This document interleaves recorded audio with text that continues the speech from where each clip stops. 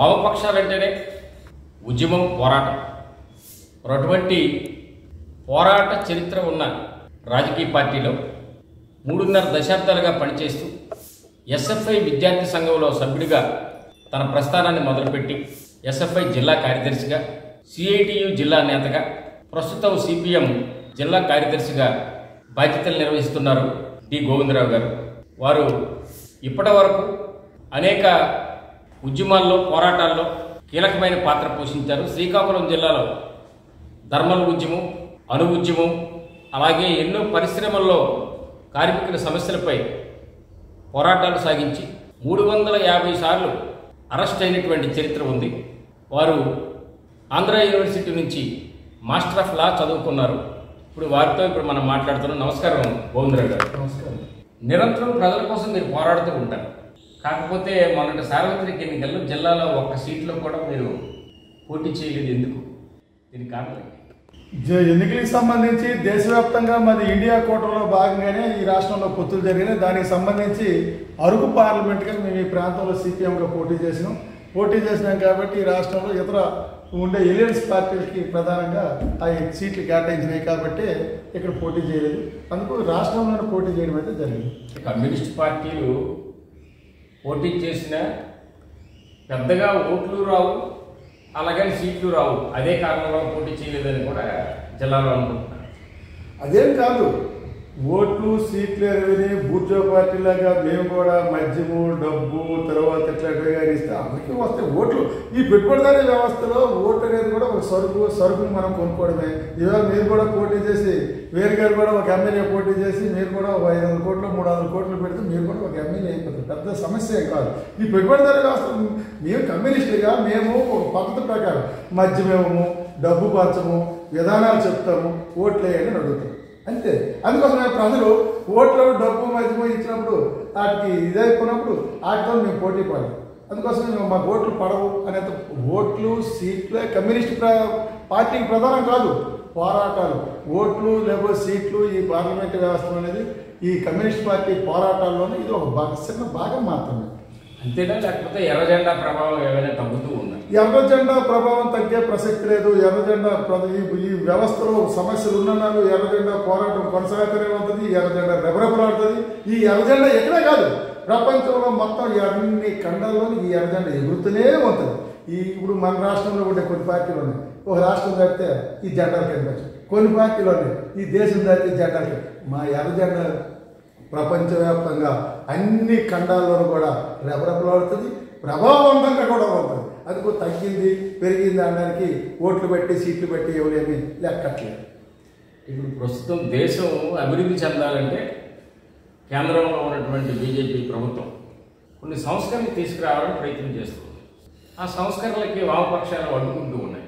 అంటే దేశం అభివృద్ధి చెందడం ఇష్టం లేక ఇది జరుగుతుందా? బీజేపీ ప్రభుత్వం తెస్తున్న సంస్కరణలన్నీ కార్పొరేట్ సంస్కరణలు.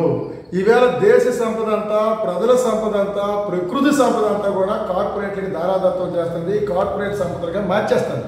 ఈవేళ ఈ టెలికాము, పోస్టు, ఇన్సూరెన్సు, బ్యాంకులు మొత్తం ఇవన్నీ కూడా కార్పొరేట్లకి ఈవేళ దారాదత్తం చేసేస్తుంది. అవి సంస్కరణలు, అది అభివృద్ధి అనేసి దానికి ఒక పేరు పెట్టింది. ఇవాళ భూములు, ఇవాళ అన్నీ కూడా సర్వే చేసి భూములన్నీ కూడా కార్పొరేట్ సంస్థలకి దారాదత్తం చేశారనేసి ప్రయత్నం చేయాలి. దీనికి వ్యతిరేకంగా పోట్లాడతాం. ఇవాళ నల్ల చట్టాలు, వ్యవసాయ రంగానికి సంబంధించిన 4 నల్ల చట్టాలు తెస్తే ఆ చట్టాలకు వ్యతిరేకంగా దేశవ్యాప్తంగా పోరాటం నడిపింది ఎర్రజెండా. అందుకని సంస్కరణలకు వ్యతిరేకమైన సంస్కరణలు పేదవాడికి ఉపయోగమా, కార్పొరేట్ సంస్థలకు ఉపయోగమైన తప్ప బీజేపీ తెస్తున్న సంస్కరణలు ఇవాళ కోర్టులో 700 కిలోమీటర్ల పోర్టు కట్టి ఆదానికి అంబానికి ఇచ్చారనేసి ఇవాళ బీజేపీ నిర్ణయించింది. దానికి రాష్ట్రంలో ఉండే వైసీపీ, టీడీపీ కూడా ఈ సంస్కరణని బలపరుస్తారు. అందువల్ల ఏంటంటే ఈ సంస్కరణ వ్యతిరేకం అనుకోలేదు. ఈ సంస్కరణ ఎవరికి ఉపయోగం? ఈ సంస్కరణ కార్పొరేట్లకు ఉపయోగము, ఈ సంస్కరణ పేదలకు వ్యతిరేకము. అందుకోసమే పేదలకు వ్యతిరేకమైన సంస్కరణ కాబట్టి నేను వ్యతిరేకిస్తాను. అందుకోసం బీజేపీ కూడా చెప్పిన అభివృద్ధి కాదు, బీజేపీ కూడా కార్పొరేట్ల అభివృద్ధి అభివృద్ధి. అంటే ఈ పరిశ్రమలన్నీ ఎవరు నడపాలని అంటారు? ప్రభుత్వం నడపాలని మీరు అంటారా? సంపద ఎలా సృష్టించబడుతుంది? ప్రజల శ్రమజీవుల శ్రమతోనే సృష్టించబడుతుంది సంపద. సంపద ప్రజలైనప్పుడు ప్రభుత్వమే నడపాలి. అందుకోసం ప్రభుత్వం ఎవరి కోసం? ప్రజల కోసం ఉండాలి, కార్పొరేట్ల కోసం కాదు.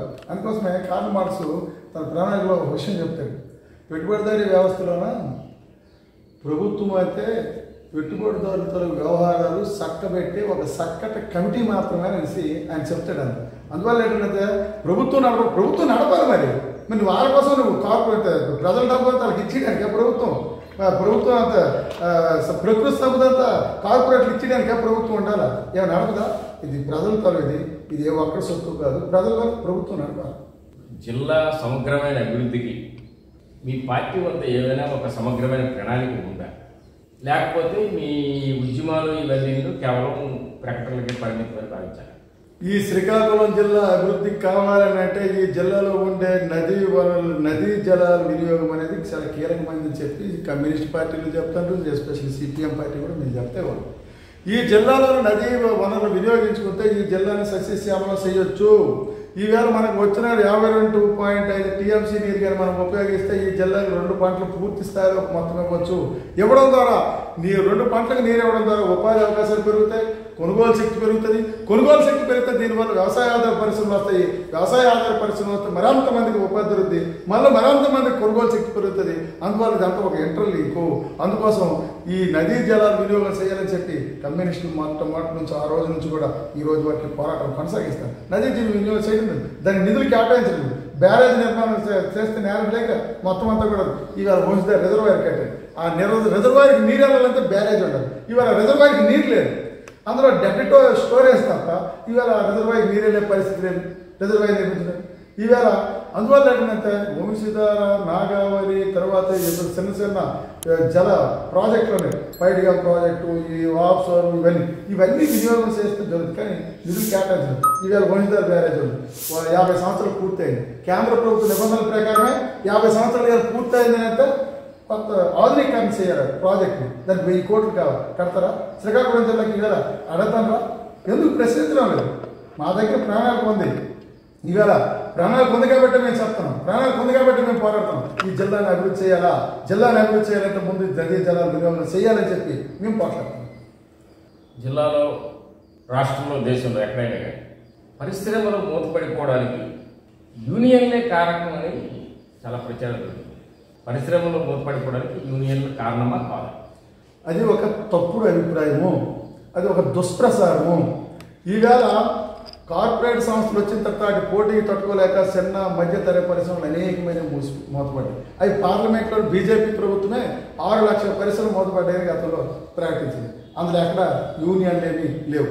రెండో వైపున ఏంటంటే పెద్ద పెద్ద కార్పొరేట్ సంస్థలు ఈవేళేమో మేము పరిశ్రమలు పెడతామని చెప్పి పెట్టేసి ఆ బ్యాంకులోనేమో ఆ భూమిని తాకట్టు పెట్టి 1000 కోట్ల రూపాయలు తీసుకుని వెళ్ళిపోయి అవి ఎన్సీఆర్టీ కబ్ చెప్పేసి ఈవేళ పరిశ్రమలు తెలిసి ఈ మధ్యలో చూడండి అక్కడ వరకు అక్కడ ధర్మలుగా, లేకపోతే ఇక్కడ మన అంతకుముందు ధర్మలకు ముందు నౌపడ సాల్ట్ ఫ్యాక్టరీ కట్టేటప్పుడు ఉపాధి వస్తుంది, మీరంతా భూములు ఇవ్వండి అంటే ప్రజలంతా భూములు ఇచ్చినారు. అవన్నీ భూములు తాకట్టు పెట్టండి. ఆ సాల్ట్ ఫ్యాక్టరీ కూడా తాకట్టు పెట్టి అది వెళ్ళిపోండి ఎన్సీఆర్టీ కబ్. తర్వాత ఏమో ఆ భూములు ఏమో మళ్ళీ ఈయనకి ఇచ్చినారు. ఎవరు? ధర్మల్ విద్యుత్ ఆడు కూడా తాకట్టు పెట్టి ఆడు కూడా వెళ్ళిపోండి. అందులో ఏ యూనియన్ ఉంది? రెండోది, ఇది ఒక పెద్ద దుష్ప్రసారం అన్నమాట. కార్పొరేట్ సంస్థలు చేస్తున్న ఒక దుష్ప్రసారం. అది దాన్ని మేము తీవ్రంగా ఖండిస్తాం. జిల్లాలో అణువిద్యుత్ వస్తే ఒకవైపు యువతకు ఉద్యోగ ఉపాధి అవకాశాలు, ఈ ప్రాంత అభివృద్ధి, అలాగే మెరుగైన విద్యుత్ వస్తుందని అంటున్నారు. కానీ మీరు ఎందుకు వ్యతిరేకిస్తున్నారు వామపక్షాలుగా? అణువిద్యుత్ వస్తే ఉపాధి ఉండదు. అణువిద్యుత్ వస్తే మన సాగును కోరుకున్నట్టే. అణువిద్యుత్ అనేది అత్యంత ప్రమాదకరమైంది. మన భూకంపాల జోన్లో ఉంది. ఏ చిన్న ప్రమాదం జరిగినా అటు ఛత్రపూర్ నుంచి ఇటు ఒరిస్సా వరకు, ఒరిస్సాలోని ఛత్రపూర్ నుండి ఇటు విశాఖపట్నం వరకు సమస్త జీవకోటి నాశనం అయిపోద్ది. దీనికి సంబంధించిన మెటీరియల్ మన దగ్గర ఉండదు. యురేనియము ఆస్ట్రేలియాలో అత్యధికంగా లభ్యమవుతుంది. అక్కడ ఆస్ట్రేలియా ఒక్క విద్యుత్ కేంద్రం పెట్టలేదు.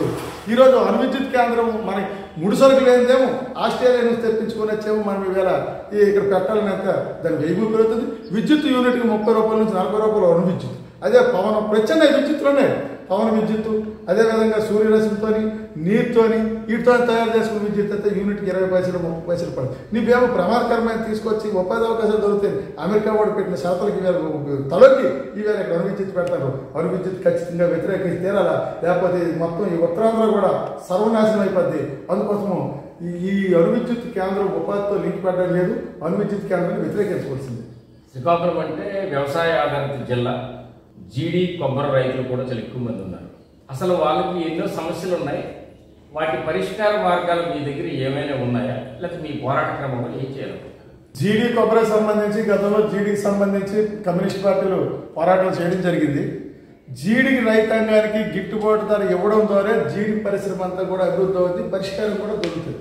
ఎందుకంటే జీడి రైతాంగానికి 80 కేజీల బస్తాకి 16,000 రూపాయలు కనీస మద్దతు ధర ఇవ్వాలని చెప్పి గత ఏడాదిగా పోరాటం జరుగుతుంది. కానీ ప్రభుత్వం ఇవ్వలేదు. 7,000, 8,000 రూపాయలు అయితే కొనుగోలు చేసి దోపిడీ చేస్తాను. ఇవాళ కనీస మద్దతు ధర ఇవాళ 16,000 రూపాయలు ఇవ్వాలని చెప్పి కమ్యూనిస్ట్ పార్టీలు ఎస్పెషల్లీ సిపిఎం పోరాటం కూడా గతంలో పెద్ద ఎత్తున చేసింది. దాని మీద రైతు సంఘాలు కూడా, జీడి రైతు సంఘము ఇట్లాంటి సంఘాలన్నీ కూడా పెద్ద ఎత్తున పోరాటాలు, వినతి పత్రాలు చేస్తాం.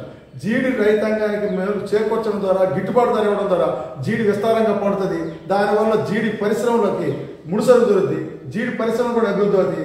దాని మీద వేలాది మంది జీడి కార్మికులు ఉపాధి దొరుకుతుంది. అందువల్ల ఏంటంటే ప్రభుత్వం విదేశీ జీడి దిగుమతులు తగ్గించుకొని ఇక్కడ జీడి రైతాంగాన్ని గిట్టుబాటు ధర ఇచ్చి ఆర్బికల్ ధర కొనుగోలు చేసి జీడి పరిశ్రమను అభివృద్ధి చేస్తే జీడి ఇండస్ట్రీ అభివృద్ధి అవుతుంది, జిల్లా అభివృద్ధి అవుతుంది, ఆ ప్రాంతం అభివృద్ధి అవుతుంది. అందువల్ల జీడికి గిట్టుబాటు ధర ఇచ్చి కొనాలని చెప్పి మేము డిమాండ్ చేస్తాం. కొబ్బరికి సంబంధించి కూడా బోర్డు ఏర్పాటు చేస్తామని గతంలో చెప్పినారు. ఆ బోర్డు ఏర్పాటు చేయలేదు. కొబ్బరి రైతులు కూడా గిట్టుబాటు ధర ఇవ్వాలని చెప్పేసి కూడా గతంలో కూడా మేము వినతి పత్రాలు కూడా ఇవ్వడం అనేది జరిగింది. జిల్లాలో జీవధార అంటే వంశధార. మరి వంశధార నుంచి ప్రభుత్వాలు ఎప్పుడు ఏ ప్రభుత్వ అధికారంలో ఉన్నా శివారు ప్రాంతాలకు సాగునీరు అందిస్తున్నామని చెప్తూ ఉంటారు. రైతాంగం అందడం లేదని చెప్తూ ఉంటారు. అసలు నీరు అందుతుందా, అందడం లేదా? అందకపోతే ఏం చేయాలి? వంశధారకు సంబంధించి శివర భూములకు నీరు ఇవ్వాలని చెప్పి ప్రతి ఏడాది ఈ సీజన్లో పెద్ద ఎత్తున డిమాండ్ వస్తుంది. ఇస్తామని చెప్పి ప్రకటనలు ప్రభుత్వం ఇస్తుందని చెప్తుంది. ఇది బొట్టు. ఎందుకంటే శివర భూములకు నీరు ఇవ్వాలి అని అంటే షట్టర్లు బిగించాలి, మదువులు బాగు చేయాలి. 2009 నుంచి ఇప్పుడు వరకు అవేమి కూడా బాగు చేయలేదు. షట్టర్లు కుంపుకోవడం జరిగింది. షట్టర్లు కుంపుకోవడం తర్వాత ఎక్కడ కొత్త షట్టర్లు పెట్టలేదు. రెండో వైపునేమో 9 టన్నుల షట్టర్లు ఈవేళేమో తుప్పు పట్టిపోయి ఉన్నాయి. అవి కూడా ఎక్కడ బిగించే పరిస్థితి లేదు. ఈవేళ శివర భూములకు నీరే ఇవ్వాలి నిజంగా ప్రభుత్వాన్ని చూస్తే ముందు షట్టర్లు బిగించాలి. షట్టర్లు బిగిస్తే తప్ప నీరు వెళ్ళే పరిస్థితి లేదు. వీళ్ళు పిల్ల కాలువలు, ఎడం కాలువకేమో 68 పిల్ల కాలువలు, కుడి కాలువకేమో 37. ఇవి ఏమి కూడా బాగు చేయాలి, మరమ్మతులు నోసుకోలేదు. అది ఎలాగో మీకు ఇది అవుతుంది. దానివల్ల శివర భూములు నీరెళ్ళే పరిస్థితి లేదు. ప్రభుత్వం వెంటనే జోక్యం చేసుకుని షట్టర్లు బిగించి శివర భూములు నీరేవ్వాలని చెప్పి కూడా మేము మధ్య పత్రికా ప్రకటన కూడా ఇవ్వడం జరిగింది. వలసల నివారణకు సంబంధించి మీ పార్టీ దగ్గర ఏమైనా ప్రణాళిక ఉందా? వలసలు నివారించాలని అంటే వలసలకు సంబంధించి ఖచ్చితంగా ఇక్కడ ఉపాధి అవకాశాలు కల్పించాలా. అదేవిధంగా ఉపాధి హామీకి సంబంధించి 200 పని దినాలు ఇచ్చి 600 రూపాయలు కూలిచ్చి దాన్ని ఇవ్వడం ద్వారా కొంత నివారించవచ్చు. వ్యవసాయ ఆధార పరిశ్రమలు పెట్టడం ద్వారా దానికి ఇవ్వచ్చు. రెండోది ఏంటంటే వ్యవసాయ పనులకు దీనికి సంబంధించి 2 పంటలకు నీరు ఇవ్వడం ద్వారా కూడా ఉపాధి అవకాశాలు పెంచవచ్చు. ఈ వేరే అన్ని రకాలు కూడా మన జిల్లాలోనే ఈ పాలక వర్గాల నిర్లక్ష్యం వల్ల ఇవాళ వలసలు వెళ్తారు. ఎక్కడ చనిపోయినా శ్రీకాకుళం జిల్లా వాళ్ళు వెళ్తారు. అది దురదృష్టకరం. ఎంతమంది వెళ్తారో, మైగ్రేట్ అవుతారో దానికి సంబంధించి ప్రభుత్వం దగ్గర కూడా లెక్కలు లేవు. ప్రభుత్వం లెక్కలు కట్టాలి, వారికి భద్రత కల్పించాలి. ఇట్లా అదే ఉపాధి అవకాశాలు కల్పించి నివారణ చర్యలు చేపట్టని చెప్పి డిమాండ్ చేయాలి. 2014లో రాష్ట్ర విభజన సమయంలో ప్రత్యేక హోదా అనేది అన్ని రాజకీయ పార్టీలు డిమాండ్. ఆ తర్వాత అధికారంలోకి వచ్చిన టీడీపీ కానీ, టీడీపీ తర్వాత అధికారంలోకి వచ్చిన వైసీపీ కానీ ఇప్పుడు ప్రత్యేక హోదా గురించి మాట్లాడడం లేదు. వారి తప్పించి వీరు, వీరు తప్పితే వారు అధికారంలోకి వస్తున్నారు.